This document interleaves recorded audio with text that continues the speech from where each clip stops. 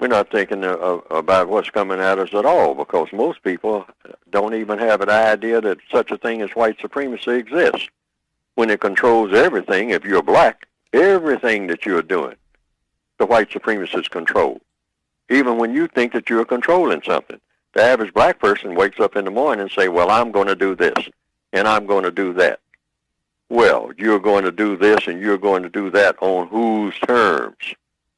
I mean, when you walk out your door and the street that you walk on, who determines what street that you're going to be on? Even when you walk out what you call your door. Because your door might not even be your door. Your door may be something that you owe somebody for. Have you thought of that? You say, this is my door. This is my house. Is it really? When you stop to think, who really owns your house?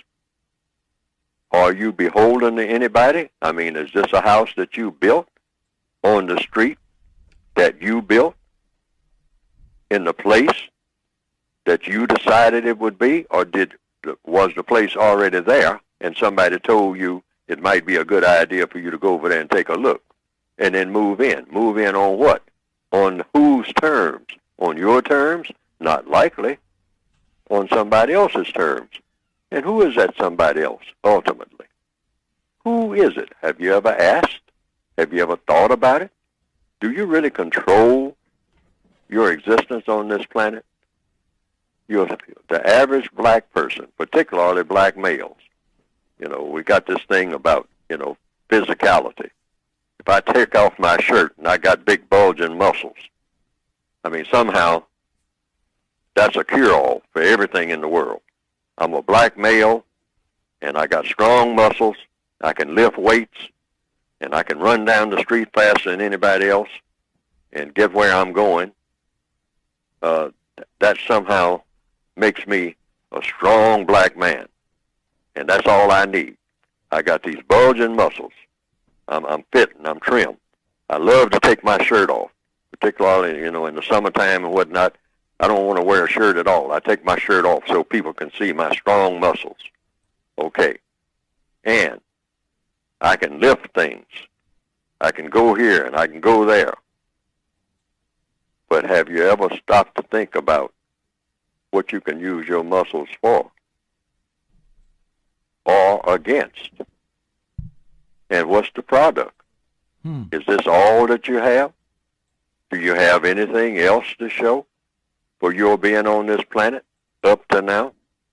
Do you have a plan for the future that goes beyond just you taking up the sidewalk, making people walk around you when you come down the sidewalk because you're in the middle, and they have to go past you, the ladies with the baby strollers and all like that, because you are, your own man? Or are you really a man?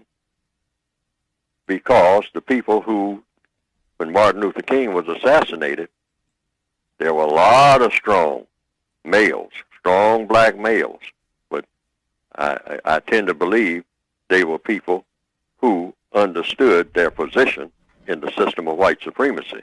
That's why they had signs. Now, these are people that lift garbage pails. You got to be strong to do that. But they had signs saying what? I am a man. People right now can go to their computers and punch up the day that Martin Luther King was assassinated, April 1968. And there in Memphis, Tennessee, Martin Luther King was there to help the garbage workers, who were all black, I understand, to get higher wages. And these garbage workers, these sanitation workers, proud people who, many of them, were, you might call it that day, pillars of the community and in the church and all like that. But they were sanitation workers. But they were also saying, yeah, even though we're sanitation workers, we should be getting a decent wage. But they didn't have signs saying we should be getting a decent wage. They had signs saying, almost in unison, there are photographs of it. That's a historical record. Saying what? I am a man. M-A-N.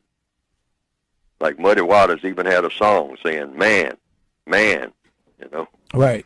over and over again. And when black people, and they don't say it so much nowadays, they say dude, but black people used to use the word man all the time back in the 40s and 50s. Why? Right. You had to keep saying that to kind of reassure yourself that that's what you should be. You should be treated like a man. You know, I'm a man. I mean, don't be calling me no boy. I'm a man. You say boy this and boy that. I'm tired of hearing that. You know, I mean, even when black people would say it to each other, hey boy, hey, well, man, hey, I'm a man. I'm 3 times 7. That was a common saying. 3 times 7. That makes me 21. You know, I'm a man. And if you don't believe I'm a man, I'll prove it to you. Meaning I will do harm to you physically. That's what it meant in the old days. But see, black people had to keep saying that to each other. And finally they had to start saying it to white people, but the white supremacists said, there's only going to be one man on this planet. And you boys who want to be men, I tell you what, after Martin Luther King is dead, I'll make a deal with you. You'll go from boys not to men. You'll go from boys to women. To women. Yes. I will degenderize you and get you to love it. You will love acting like your sisters and love being that way and go around looking for another male to do things with you in the bed like you're a female.